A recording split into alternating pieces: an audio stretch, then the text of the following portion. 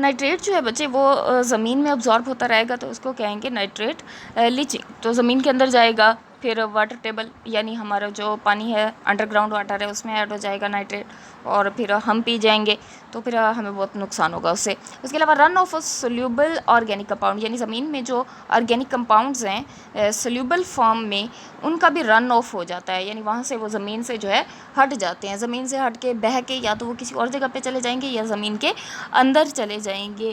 तो इससे भी जो है वो ज़ाहिर सी बात है ऑर्गेनिक कंपाउंड्स की मिकदार जो है वो ज़मीन में कम हो जाएगी, तो ये भी एक नुकसान है। फिर यहाँ पर एक प्रिकॉशंस बताई हुई हैं कि इन एनवायरमेंटल हैज़र्ड से बचने के लिए क्या करना चाहिए। वो कहते हैं इन सब प्रॉब्लम्स की वजह से ये रेकमेंड किया जाता है, ये कहा जाता है कि nutrient content of the soil, यानी ये देखा जाए कि सॉइल के पास पहले से कितने न्यूट्रेंट मौजूद हैं, एंड न्यूट्रेंट रिक्वायरमेंट, और उसे कितनी ज़रूरत है उतनी ही अच्छी तरह कैलकुलेशन करने के बाद ही अप्लाई करना चाहिए इन ऑर्गेनिक फर्टिलाइज़र्स को।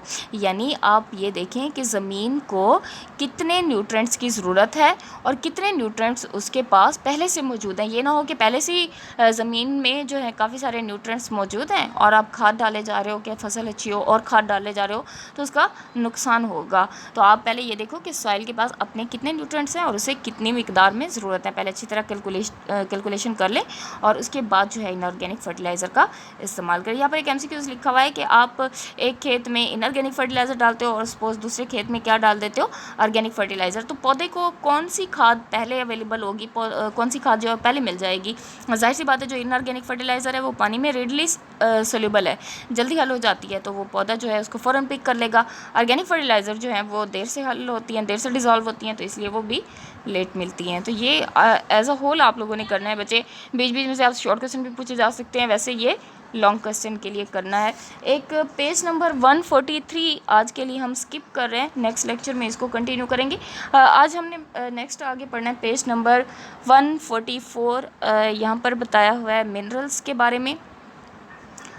मिनरल्स क्या होते हैं? मिनरल्स जो है ना बच्चे, ये इनऑर्गेनिक एलिमेंट्स होते हैं, ऐसे एलिमेंट्स जो कहाँ से मिलते हैं, अर्थ से मिलते हैं, यानी ज़मीन से मिलते हैं, और ये हमारी बॉडी जो है ख़ुद इनको नहीं बना सकती। यानी ऐसे एलिमेंट्स जो कहाँ से मिले, अर्थ से मिले, इनऑर्गेनिक हों और हमारी बॉडी इनको ना बना सके, ऐसे मिनरल्स, ऐसे एलिमेंट्स को क्या कहेंगे, मिनरल्स कहते हैं। फिर इनका फंक्शन बताया हुआ है, हेडिंग आपने क्या देनी है, फंक्शन की।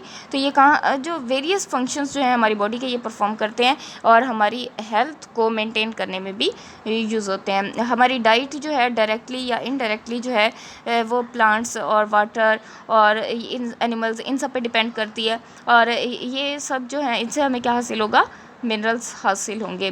मिनरल्स जो हैं फिर इसकी दो टाइप्स हैं, मेजर मिनरल्स और ट्रेस मिनरल्स। वो मिनरल्स अगर डेली हमें 100 जो है mg यानी 100 मिलीग्राम तक जिनकी ज़रूरत होती है उनको कहते हैं मेजर एलिमेंट, और 100 mg से कम जिनकी ज़रूरत होती है उनको कहते हैं ट्रेस मिनरल्स।